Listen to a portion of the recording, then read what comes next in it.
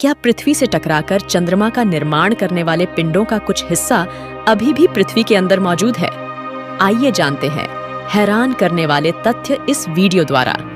इसलिए यह वीडियो अंत तक देखना ना भूलें। वैज्ञानिकों ने सौर मंडल का जन्म लगभग 4.5 अरब वर्ष पूर्व बताया है।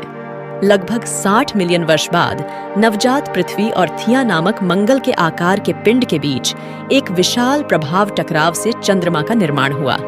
अब नए शोध से पता चलता है कि उस बड़ी वस्तु के अवशेष जो चंद्रमा बनाने के लिए युवा पृथ्वी से टकराई थी, अभी भी यह पृथ्वी के भीतर 2 बड़े गांठों के रूप में पहचानी जा सकती है।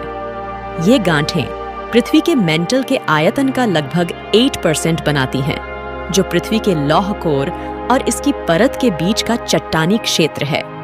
कि इस टकराव से उत्पन्न गर्मी पृथ्वी के पूरे मेंटल को पिघलाने के लिए पर्याप्त नहीं थी, इसलिए आंतरिक मेंटल ठोस बना रहा।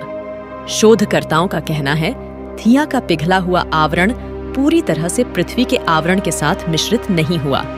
इससे थिया के अवशेष पूरी पृथ्वी के आवरण से अप्रभेद्य हो गए होंगे।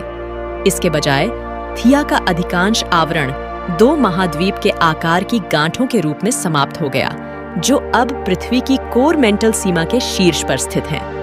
कि ये गांठें 2 बड़े निम्न वेग प्रांतों के अस्तित्व से मेल खाती हैं और समझा सकती हैं, जो दशकों पहले खोजे गए थे। एक प्रशांत के नीचे और दूसरा अफ्रीका और पूर्वी अटलांटिक के नीचे।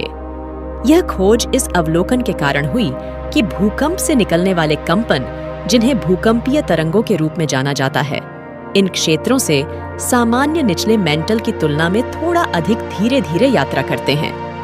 प्रत्येक उपप्रवाहित समुद्री प्लेटों का एक गहरा संचय है, जहां प्लेट टेक्टोनिक्स ने समुद्र तल को एक महाद्वीप के नीचे खींच लिया है, या कि वे एक ऐसी जगह हैं जहां असामान्य रूप से गर्म निचला आवरण सुपर प्लूम, आंशिक रूप से पिघली हुई चट्टान के विशाल जेट के रूप में ऊपर उठने लगा है। हालांकि इनमें से कोई भी मॉडल एलएलवीपी के ऊपर समुद्री द्वीपों पर फूटने वाले लावा में हीलियम और क्सीनन जैसे अस्थिर तत्वों में एक अजीब संवर्धन के लिए जिम्मेदार नहीं हो सकता है।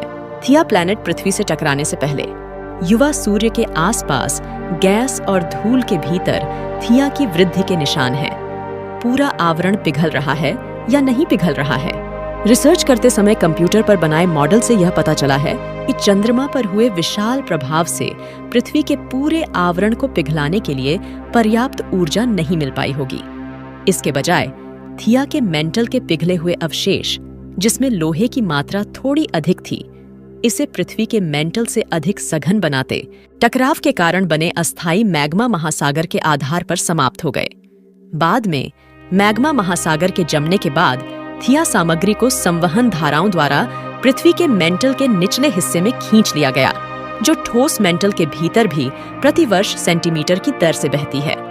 इन संवहन धाराओं को थिया सामग्री को एलएलवीपी में जमा करने में अरबों साल लग गए होंगे, जिन्हें हम आज देखते हैं। भले ही यह सच है, उन्हें थिया के आवरण के विशाल हिस्से के रूप में नहीं सोचा जाना चाहिए जो प्रभाव से बच गए, बल्कि वे शुरू में बिखरी हुई थिया मेंटल सामग्री से बने हैं, जिन्हें फिर से इकट्ठा किया गया है। जब इस सिद्धांत की बात आती है तो अधिकांश वैज्ञानिक बहुत समझाने लगेंगे।